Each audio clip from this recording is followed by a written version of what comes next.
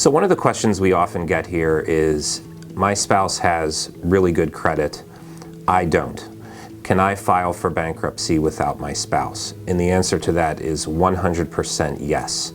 That actually can sometimes be a very good thing because you can keep one spouse who has the good credit out of bankruptcy.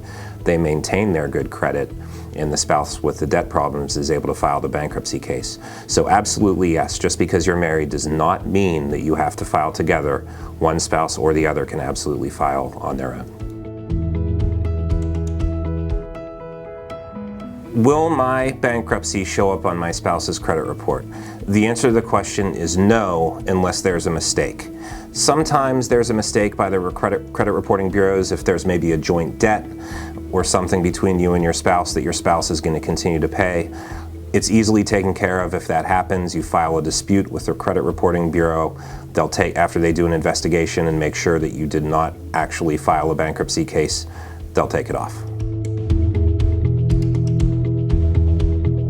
Another question we often get is whether or not jointly held assets between husband and wife or spouses will be affected if only one spouse files and not the other.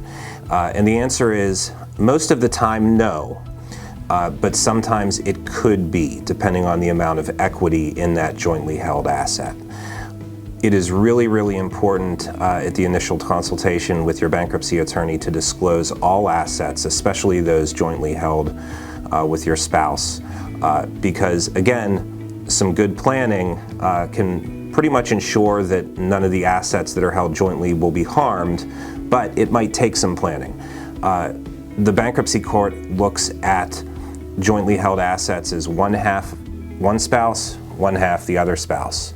So it is important that you contact your bankruptcy attorney and let them know if you have any jointly held assets. Again, most of the time it can be worked around, jointly held assets can be protected, but your attorney can't advise you unless they know about them.